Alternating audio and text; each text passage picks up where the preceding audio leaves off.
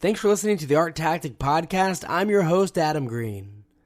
There's been a significant amount of interest lately on artist estates.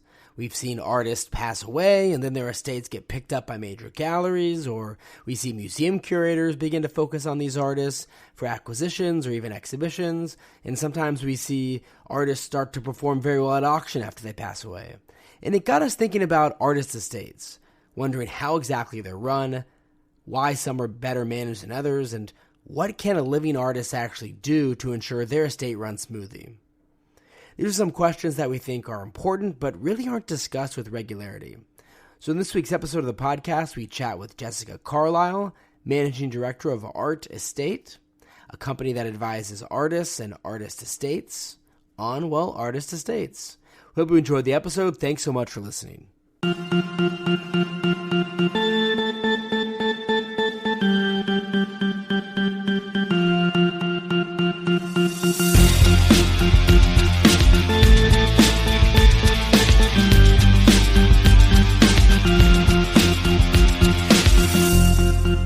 Jessica, thanks so much for joining us.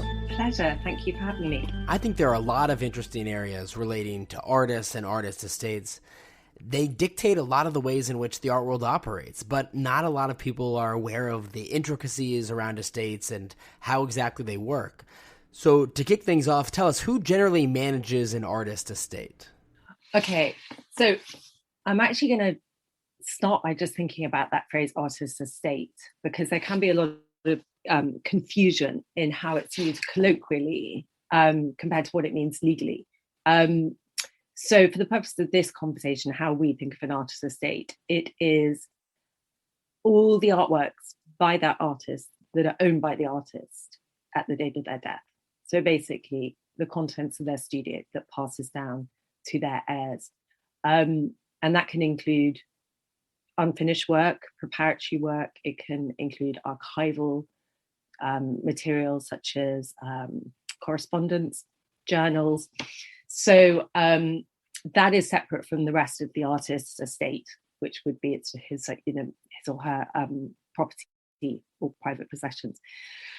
And generally, they're run by private individuals, the overwhelming majority, and that is family members, next of kin, essentially the people who inherit the artwork.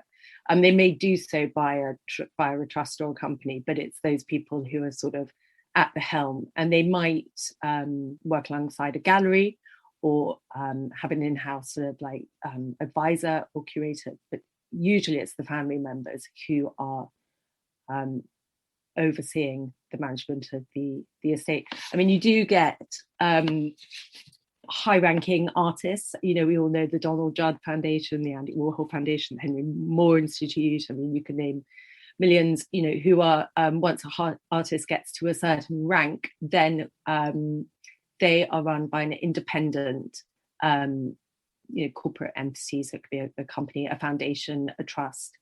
So the thing, I guess there are a million different structures depending on the artist and the circumstances and the money. So there's no one size fits all.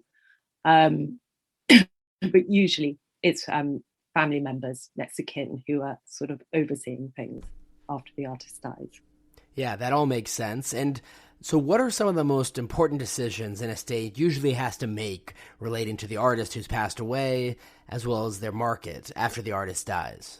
I think the first thing that happens is information gathering. You know, after an artist dies, is actually what is in the artist's estate. So cataloging is the first most important thing. But the next thing is really devising a strategy for the estate.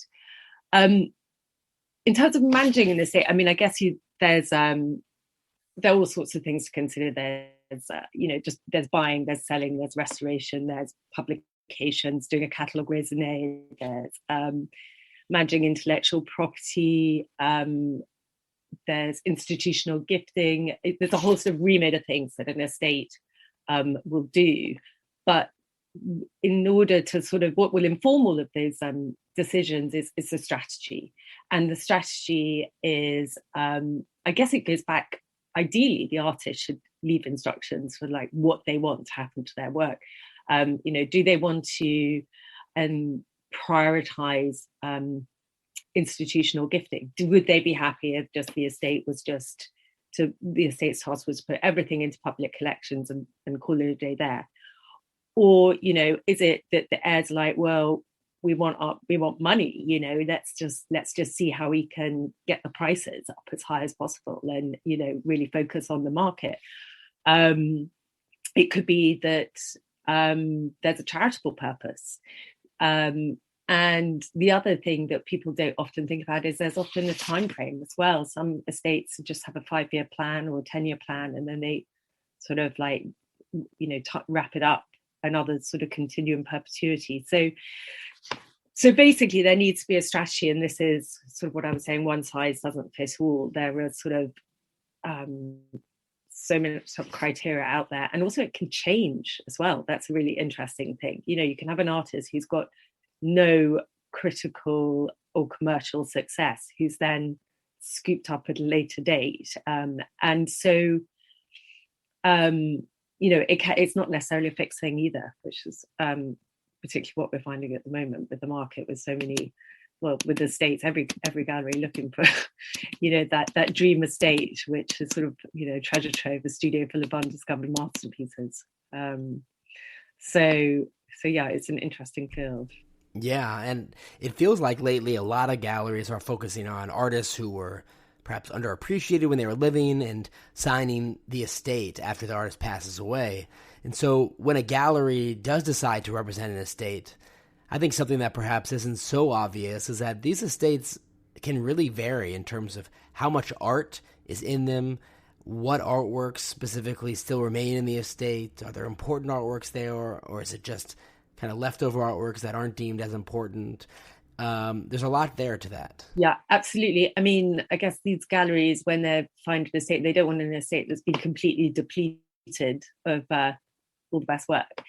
They also don't want an estate that's in a legal wrangle where ownership is unclear, and you know, you've got people fighting over things. So or stuff isn't in good condition. So I mean, it's sort of, there are only some estates that are going to be of interest to galleries. I mean, a cynic could say that galleries like estates because it's like a finite amount, isn't it? And I guess no artist liaison to deal with. But you know, it's yeah. I think there are definitely things that artists can do in their lifetime to ensure that their estate is, or their oeuvre is given the best chance of a life after the artist's death, and that is, you know, putting the house in order, really. And I imagine that because you're engaging with so many artist estates, that certain issues or problems or conflicts arise regularly. What would you say are some of the most common dilemmas that you see artist estates facing that perhaps could have been avoided? Well, most of them arise from when the artist hasn't made any plans. I mean, quite often an artist will die with a will, but the will won't really say anything about what should happen to their artwork. So therefore there's confusion, and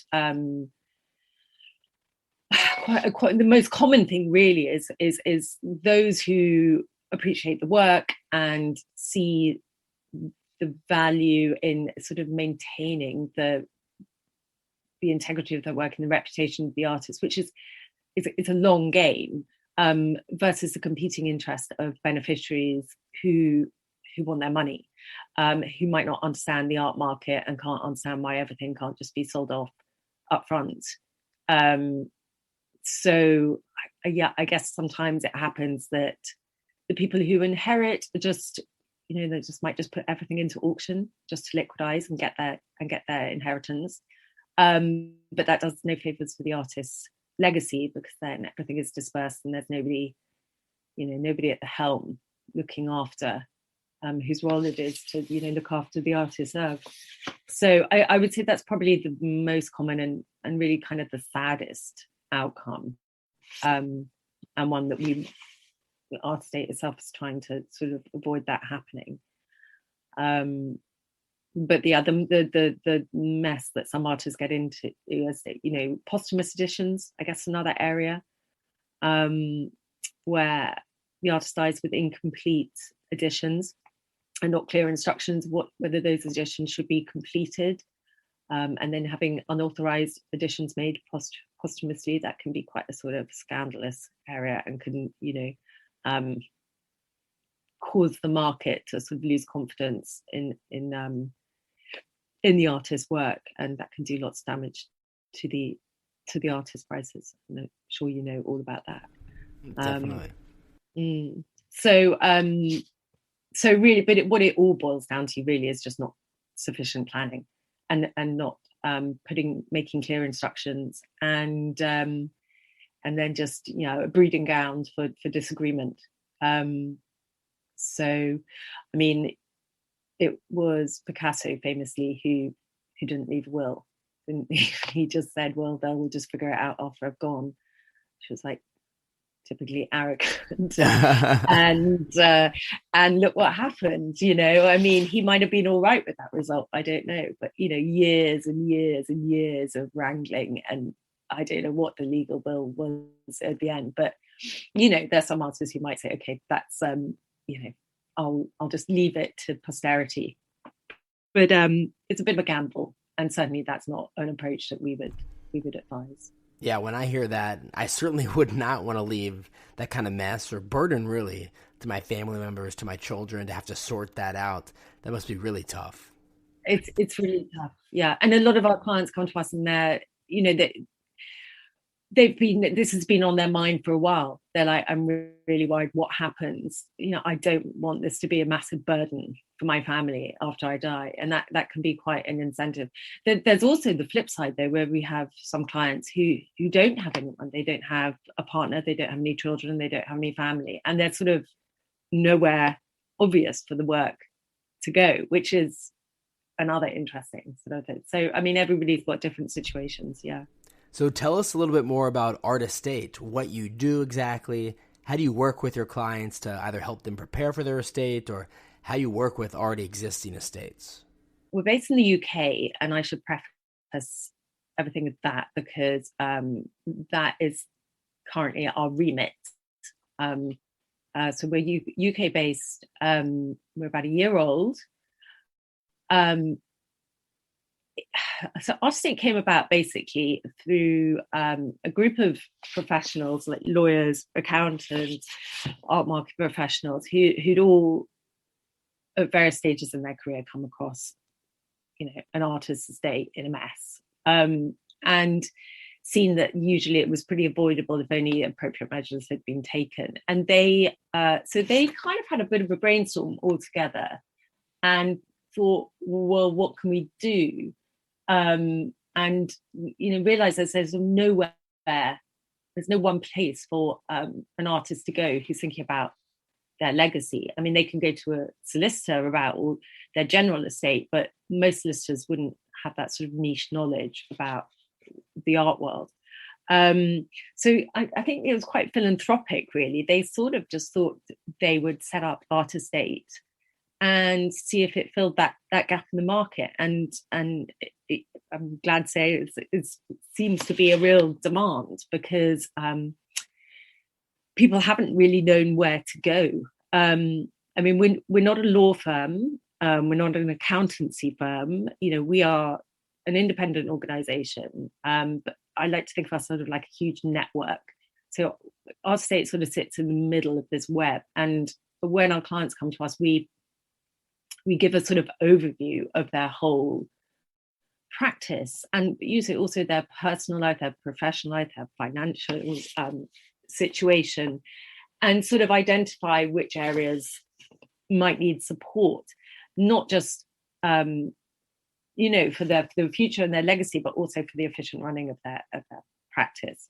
And if they need an art lawyer, we can refer an art lawyer. If they need an archivist, we can help with an archivist. I mean, some of this stuff we would do in-house, and where we can't do it in-house, we have a sort of this network of associates that we can refer the artist to.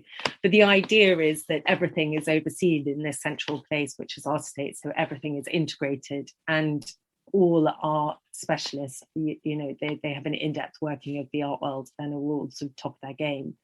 And the model is such that we have quite high profile artists, and we also have less high profile artists. And every situation will have, will have its own structure, its own solutions. Because what might work for one person might not for the next. And I've already touched on that some people have family and some people don't, and so we look at each individual on a case by case basis and come up with a sort of strategy and advice roadmap for what they need to do. I think it's a very relevant topic, and honestly, all living artists should be thinking about this to some extent. So we have a lot of artists who listen to the podcast. Some are early in their career, but others are at more advanced stages. I was wondering if you could share some basic advice or even offer some steps that living artists should be taking to ensure that they have a properly set up estate.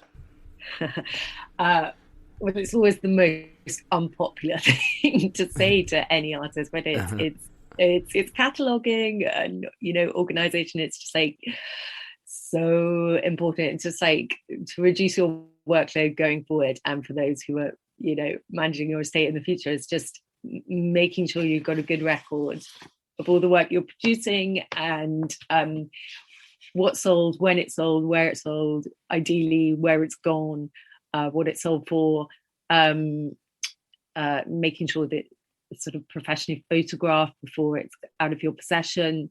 And I think increasingly artists do have that information because the contemporary art world is so sort of professionalized these days that I think art schools are always drumming this in about good studio practice to the students, but certainly a lot of the older artists that we work with, that wasn't anything that was sort of really advised when they were young. So they've sort of got good recent records, but barely anything from the start of their career. So I would say that's really, really, really critical. But I guess a separate point would also be, I think artists get to a certain time in their life where they start thinking about this, and I think they need to. That's exactly it. They need to give it thought. They need to think about what they want to happen to their work and discuss it with the family. And if they want the family to take it over, they need to involve the family. And so I'm going to use that awful phrase, smooth transition, but if the artist's got a partner or children who are already very familiar with the artist's practice, that's so much better than just somebody inheriting something sort of blind and not having a clue. Those would probably be the two takeaways, I would say. Jessica, thanks so much again for coming on the podcast and sharing some important information relating to artist estates. It's a field that, again, I think is very important but isn't covered enough. And if our listeners want to learn more about Artistate, where can they visit? It's Artistate, Artistate.co.uk. Perfect. Thanks again, Jessica. Thank you for having me.